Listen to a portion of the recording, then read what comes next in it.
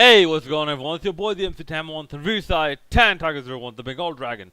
Make sure to hit that like button, hit that subscribe button, and follow me on Twitter at Tan Tiger 01. I'm here to talk about the second test, first day's proceedings between Bangladesh and Australia in the two test match series 2017. I honestly felt this is a 70-30 Australia day today. Australia's day today. Yes, I was mistaken in thinking that Bangladesh will lose all 10 wickets by the end of the day. Well, I'm glad to be proven wrong in that aspect. But yeah, look, Nathan Lyon did something basically any good off spinner does. Is when a pitch does not have good amount of bounce and turn, what you do is you beat the batsman in the air.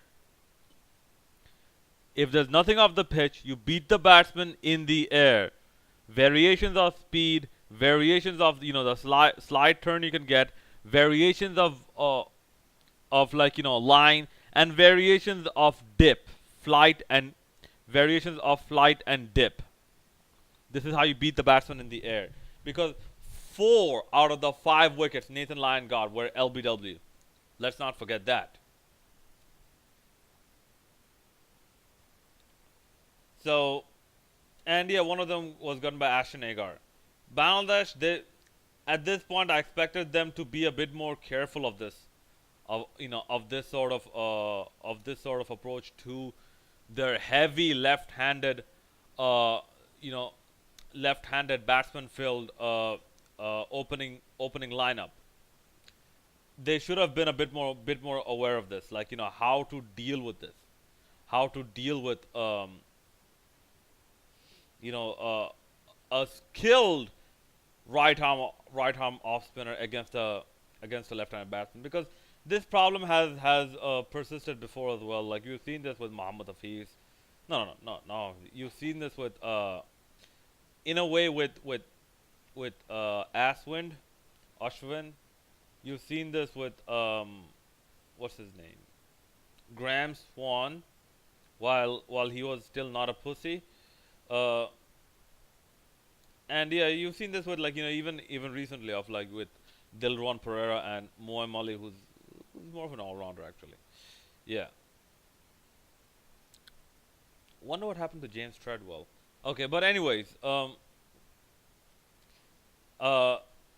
Nathan Lyon basically has I think he's gonna get a few more wickets here. But Nathan Lyon basically has shown how Bangladesh should bowl in a pitch that does not have bounce and turn, especially when you're an off spinner. Now Bangladesh, I don't think they're the type of bowlers. They're the type of beat you in the air more than off the pitch bowlers. I don't think they're the kind. I think they need more assistance with the pitch.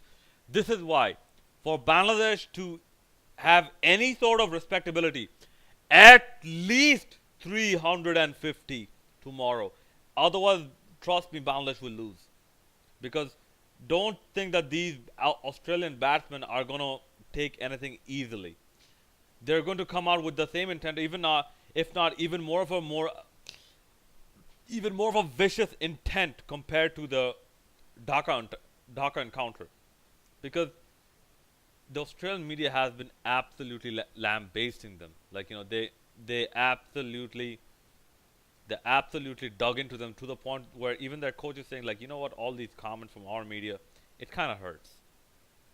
Now for a team that is supposed to maintain composure going into a match, when they say they're hurting, more than ever, more than even ever, like in this series, they have a fucking point to prove. Or there's like, all right, games are fun and games are over. We are fucking Australians, and we will show them what fucking Australians are.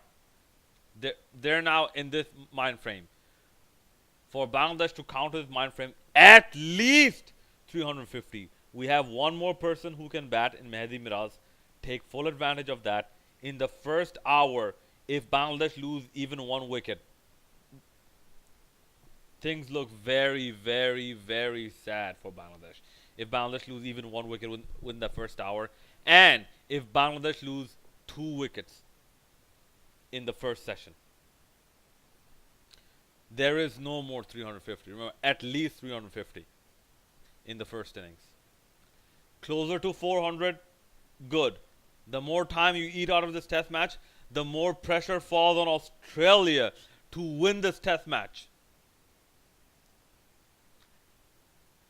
And when Mushfiqur Rahim, look, he needs to watch his mouth a little bit. Like, we're going to play aggressive cricket.